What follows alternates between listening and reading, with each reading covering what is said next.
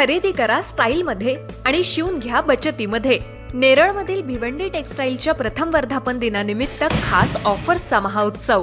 जेंट्ससाठी premium shirting, suiting, formal shirt, trousers, jeans, partywear, blazer आणि लग्न सराईसाठी खास कलेक्शन आता किफायतशीर दरात। फक्त 1600, 2000 आणि 2500 मध्ये शर्ट आणि पॅन्ट शिवून मिळेल। प्रत्येक ड्रेसवर आकर्षक भेटवस्तू फ्री। उत्तम दर्जाचं कापड, आकर्षक डिझाईन, परफेक्ट फिटिंग, अनुभवी टेलरिंग सेवा।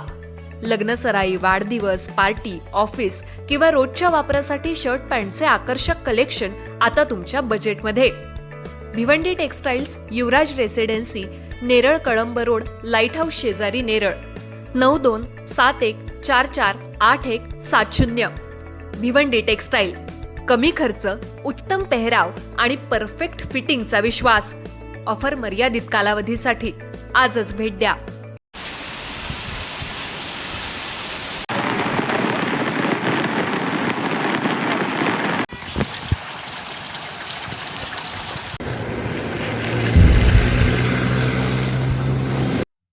कर्जत तालुक्यातील गेल्या अनेक तासापासून सुरू असलेल्या संततधार पावसामुळे जनजीवन मोठ्या प्रमाणात विस्कळीत झाले।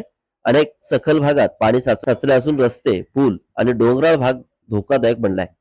प्रशासनाने नागरिकांना अत्यावश्यक कामाशिवाय घराबाहेर न पडण्याचे आवाहन केले असून विविध ठिकाणी परिस्थितीवर लक्ष ठेवण्यात येत आहे। उमरोली परिसरातील डोंगराचा काही भाग खचल्याची घटना समोर आली आहे। तसेच डोंगरावरील मोठे दगड खाली कोसळण्याची शक्यता असल्याने या परिसरात राहणारे रहिवासी दहशतीखाली असून सुरक्षेचा प्रश्न उपस्थित झालाय।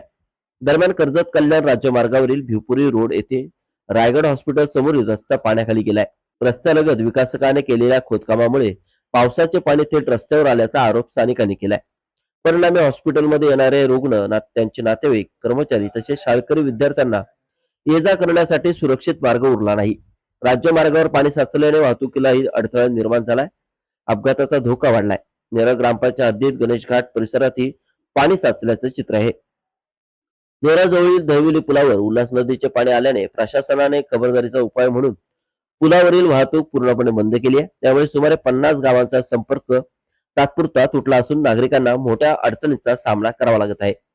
दुसरीकडे कर्जत तालुक्यातील दुर्गम खांडस गावाकडे जाणाऱ्या मार्गावर कशळे गावाजवळ मोठे झाड कोसळल्याने संपूर्ण रस्ता बंद झालाय। स्थानिक नागरिकांच्या मदतीने झाड हटवण्याचे काम युद्धपातळीवर सुरू असून रस्ता पूर्ववत करण्याचे प्रयत्न सुरू आहेत।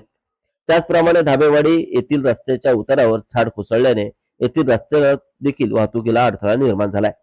दरम्यान सततच्या पावसामुळे तालुक्यातील नदी, नाले दुथडी भरून वाहत असून डोंगराळ भागात दरडी कोसळण्याचा धोका वाढलाय।